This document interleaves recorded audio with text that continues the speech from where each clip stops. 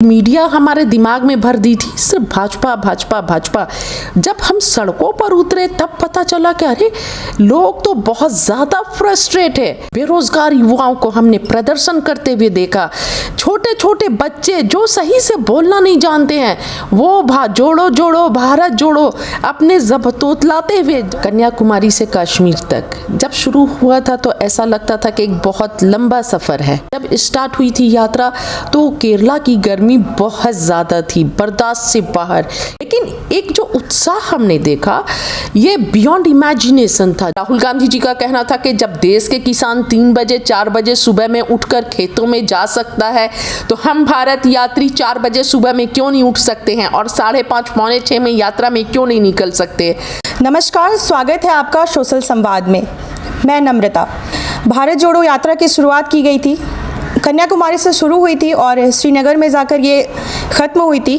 आपको ये भी बता दें कि हमारे साथ जेबा मौजूद हैं और इन्होंने उस यात्रा में पार्टिसिपेट किया था। चलिए हम जानते हैं कि यात्रा में इनका अनुभव कैसा रहा था। जेबा जी बताइए कि भारत जोड़ो यात्रा में आप शामिल हुई थी तो आपका अनुभव कैसा रहा था। सबसे पहले तो नमस्कार, आपको सलाम, सत श्री अकाल, जोहार और सभी संवाद टीवी है ना जी, सोशल संवाद के दर्शकों को बहुत बहुत धन्यवाद, बधाई। बहुत अच्छा एक्सपीरियंस रहा। कन्याकुमारी से कश्मीर तक जब शुरू हुआ था तो ऐसा लगता था कि एक बहुत लंबा सफ़र है, लेकिन जैसे जैसे हम जब कश्मीर में ख़त्म हुई श्रीनगर में जाके तो पता ही नहीं चला कि ख़त्म कैसे हुई इतनी जल्दी। लगता था जैसे कल ही परसों की तो बात थी, हम यात्रा शुरू किए और आज यात्रा ख़त्म हो गई। पता ही नहीं चला कि ये 14 स्टेट से जो यात्रा गुजरी और हमने गर्मी देखा, बरसात देखा, सर्दी देखी, हर मौसम का हमने अनुभव किया। जब स्टार्ट हुई थी यात्रा तो केरला की गर्मी बहुत ज़्यादा थी, बर्दाश्त से बाहर। केरला, कर्नाटका, तो वैसे मौसम से हम शुरू होके सर्दियों तक गए, पता नहीं चला। जब रास्ते में लोग हमारे इंतज़ार में खड़े रहते थे तो एक जोश और उत्साह होता था लोगों को देखकर। हमने ये देखा कि जब यात्रा शुरू हुई थी तो ये नहीं पता था कि इतना सक्सेस होने वाला है। राहुल जी चलने वाले हैं तो लोग तो देखने आएंगे, ऑब्वियसली भीड़ होगी, लेकिन एक जो उत्साह हमने देखा ये बियॉन्ड इमेजिनेशन था। जो लोगों जो हम में एक मीडिया हमारे दिमाग में भर दी थी सिर्फ भाजपा भाजपा भाजपा। जब हम सड़कों पर उतरे तब पता चला कि अरे लोग तो बहुत ज़्यादा फ्रस्ट्रेट है। जो इलेक्शन के रिजल्ट आ रहे हैं उस रिजल्ट से हटकर देश की जनता में फ्रस्ट्रेशन दिखा सरकार से। युवा जो है वो नाराज है। जगह जगह कन्याकुमारी से बेरोजगार युवाओं को हमने प्रदर्शन करते हुए देखा, छोटे छोटे बच्चे जो सही से बोलना नहीं जानते हैं वो जोड़ो जोड़ो भारत जोड़ो अपने तोतलाते हुए जोड़ो जोड़ो भारत जोड़ो और राहुल गांधी जिंदाबाद। महिलाएं, जो कम उम्र की भी महिलाएं और ज़्यादा उम्र की भी महिलाएं सब रास्ते में खड़ी हैं, मेरा बेटा कहाँ है, राहुल कहाँ है, और राहुल से ज़्यादा सब पूछते थे गांधी जी कहाँ हैं। हर वर्ग के लोगों का उत्साह हमने देखा है। तो ये बहुत बड़ा संदेश है 2024 के लिए कि इतने लोगों का विश्वास राहुल गांधी जी पर। लोग रोते थे, मतलब इतने ज़्यादा उनका शोषण हो चुका है देश में कि वो बज़ाब्ते, आप बहुत सारे वीडियोज़ और फोटोज़ भी राहुल जी के साइट पे आपने देखा होगा कि पकड़ के रोते थे। क्यों? क्योंकि वो दुखी हैं सरकार की जो पॉलिसीज़ है उनसे दुखी हैं। जो महंगाई बढ़ रही है, शोषण बढ़ रहा है और आए दिन इतना ज़्यादा भ्रष्टाचार और जो आपसी भाईचारा है ये कहीं खो गया है, इसलिए लोग सब फ्रस्ट्रेट है। अच्छा, तो इस यात्रा में किन किन परेशानियों का सामना करना पड़ा? सबसे पहले तो हमें गर्मियों का बहुत ज़्यादा, इतना मतलब हमारे सुबह से लेकर शाम तक पसीना सूखता नहीं था। जब फर्स्ट हाफ की हमारी यात्रा पूरी हो जाती थी, फर्स्ट हाफ में जैसे 12, 13, 14, 15 किलोमीटर, 16 किलोमीटर का भी चलना होता था। उसके बाद से एक रेस्ट प्लेस होता था जहाँ पर हम लंच करते थे, रेस्ट करते थे और राहुल जी वहाँ पर लोगों से मिलते थे, पीसी करते थे, उनका जनता से संवाद चलता था। लेकिन भारत यात्री वो 2-3 घंटे का समय कैसे भी यूटिलाइज़ करे। कोई बैठकर हम लोग चर्चा करते थे या कोई सोकर। तो लंच के बाद जब हम बेड पर जाते थे, यकीन मानिए केरला और कर्नाटक की गर्मी, बहुत जगह ऐसा होता था जहाँ पर सिर्फ पंखा होता था या वो भी नहीं होता था, हम बेड पर जाते बेहोश होकर सो जाते थे। पता ही नहीं चलता था कि वो 2-3 घंटे कैसे निकल गया और आँख नहीं खुलती थी, इतने थक जाते थे। और वो हो गया। उसके बाद से ऐसा होता था कि चलते चलते गर्मी है और उसमें फिर बारिश भी शुरू हो गई। तो बारिश वाले भी वीडियोस आए होंगे कि हम सभी बारिश में भी चले हैं। गर्मी, बारिश, उसके बाद से सर्दी आ गया। सर्दी में भी बारिश, श्रीनगर में भी बारिश हो रही थी। कश्मीर जब पहुँचे रामबन में तो इतने ही लैंडस्लाइड हुए, रास्ते बंद, बारिश, बहुत मुश्किलों का सामना करना पड़ा। और भी इस तरह की मतलब, और जब अर्ली मॉर्निंग हम उठते थे और सर्दी जब शुरू हुई थी तो बहुत ज़्यादा ठंड होती थी। और गांधी जी जो हैं वो तैयार नहीं थे कि टाइम को बढ़ाया जाए। उनका कहना था, राहुल गांधी जी का कहना था कि जब देश के किसान 3 बजे 4 बजे सुबह में उठकर खेतों में जा सकता है तो हम भारत यात्री 4 बजे सुबह में क्यों नहीं उठ सकते हैं और 5:30 पौने 6 में यात्रा में क्यों नहीं निकल सकते।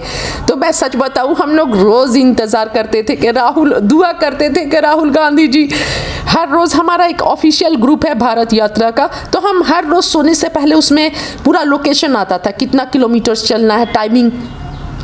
तो बहुत उम्मीद के साथ रात में सब देखते थे, कल टाइम बढ़ गया क्या, कल टाइम बढ़ गया क्या। तो जब गांधी जी का मैसेज आया कि नहीं, टाइम नहीं बढ़ेगा, देश के किसान संघर्ष कर सकते हैं देश में, तो भारत यात्री क्यों नहीं, ये भी तो एक संघर्ष है, तपस्या। तब हम बहुत मायूस हुए थे। अच्छा, तो जैसा कि इस भारत जोड़ो यात्रा में खाने पीने का इंतज़ाम किस तरीके से रहता था? हमारा हर रोज़ कैंपस होता था, भारत यात्रियों का कैंपस। उसी कैंपस में 65 हमारे कंटेनर्स थे राहुल जी के कंटेनर्स को लेकर, और उसी में खाने का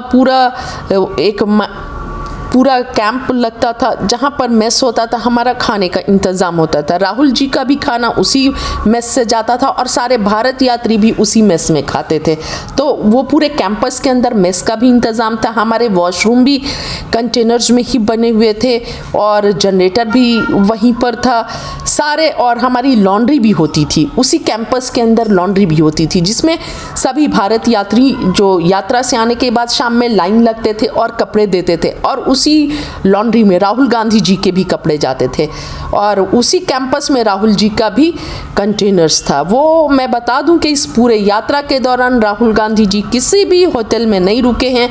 जहां पर भारत यात्री रुकते थे, जिस कैंपस में, उसी कैंपस में, उसी कंटेनर्स में ही राहुल गांधी जी भी रुकते थे। और एक बात मैं बताऊं कि ये बोलना बहुत आसान है कि एक कैंपस, जब भारत यात्री फ्लैग होस्टिंग 5:30 बजे होती थी और यात्रा में निकल जाते थे, तो हर रोज़ ये कैंपस जो है एक जगह से उठकर दूसरे जगह सेट होता था, 25 किलोमीटर आगे और उससे 5-6 किलोमीटर या जो भी 25 से 30 किलोमीटर के प्रीमाइस से आगे डेस्टिनेशन पर फिर से वो सेट होना। सारे 65 हमारे कंटेनर्स जाते थे और पूरा सिस्टम जो है कैंटीन का, मेस का, वो सारा सेटअप सिस्टम, लॉन्ड्री, टोटल एक हमारा भारत जोड़ो यात्रा गांव था। वो गांव हमारे यात्रा खत्म करके पहुंचने से पहले दूसरे जगह सेटअप करना। तो भारत जोड़ो यात्रा में ये यात्रा जो है सिर्फ हम राहुल गांधी जी के वॉक करने से, भारत यात्रियों के वॉक करने से नहीं हुआ है। एक तो हज़ारों करोड़ों लोग जो पूरा कन्याकुमारी से लेकर कश्मीर तक हमारे लिए खड़े रहे, राहुल गांधी जी के लिए खड़े रहे, भारत जोड़ो यात्रा के स्वागत के लिए खड़े रहे, उनके बिना नहीं हो पाता। और ऐसे लोग, ऐसी टीम जो हर रोज़ वो कैंपस को सेट कर रही थी एक जगह से दूसरी जगह, उनके बिना ये नहीं हो पाता। जब आप लोग अलग अलग जैसे ही यात्रा करते होंगे तो उस दौरान कहीं ज़्यादा सर्दी, कहीं ज़्यादा ठंड, गर्मी, दोनों चीज़ें आती होगी, तो सबसे ज़्यादा परेशानी आपको किस वेदर में होता था? मुझे तो गर्मी में हुई। इनफैक्ट सर्दी में मुझे सबका अलग अलग था, बहुत सारे लोग थे जो सर्दी में हालत उनकी ख़राब थी बहुत ज़्यादा, पर मुझे गर्मी में मेरी हालत ख़राब थी क्योंकि मुझे सन से भी एलर्जी था, तो मैं बहुत ख़राब, मेरा बुरा हाल हो गया था।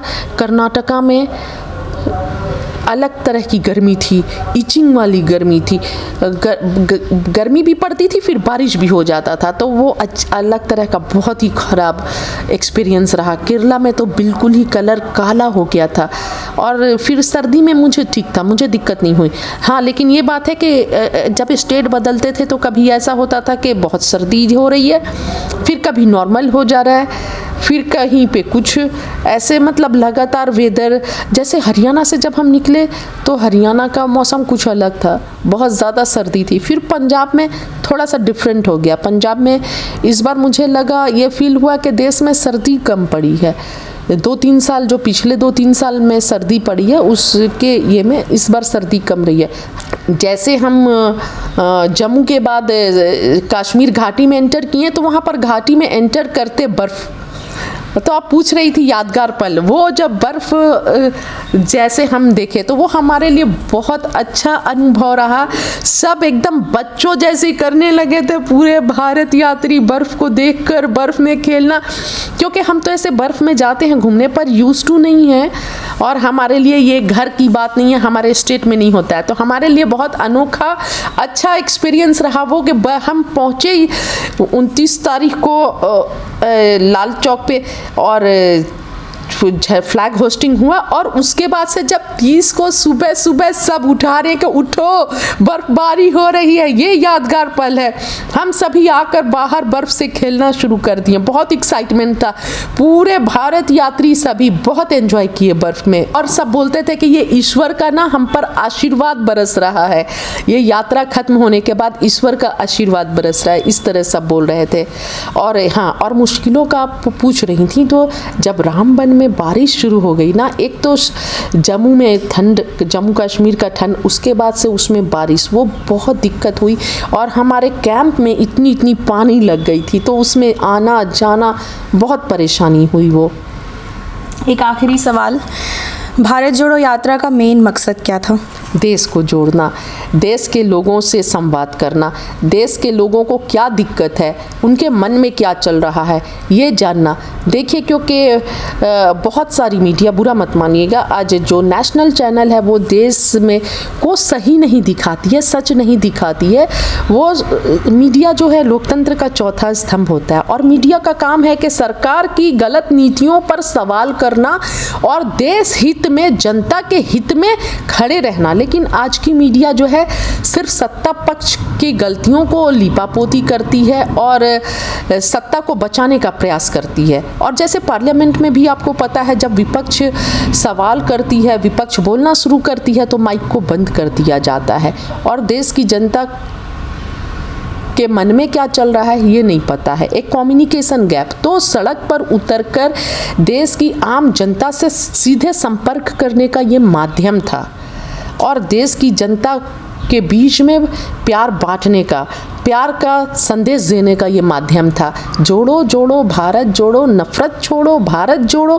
भारत एक फूलों की गुलदस्ता है, और एक फूलों की गुलदस्ता की खूबसूरती, हर तरह के फूल होते हैं, कोई एक तरह का फूल से गुलदस्ता नहीं बन सकता है। और देश तरक्की तभी करेगा जब सब मिलजुल कर रहेंगे, सब आपसी प्यार और भाईचारा बना रहेगा, तभी देश तरक्की करेगा। और नफरत और बांटने वाली जो नीति से देश को नुकसान है, देश के भाईचारे को नुकसान है, देश की तरक्की को नुकसान है। धन्यवाद जीवा जी हमारे साथ बात करने के लिए। तो आपने सुना, जीवा जी हमारे साथ मौजूद थी और इन्होंने अपना अनमोल समय दिया हमें। भारत जोड़ो यात्रा में जितनी भी चीज़ें हुई, इन्होंने अपनी बातों को रखा। तो इस तरह के अपडेट के लिए बने रहे सोशल संवाद के साथ। मैं अपने सहयोगी आकाश पोद्दार के साथ। जय हिंद।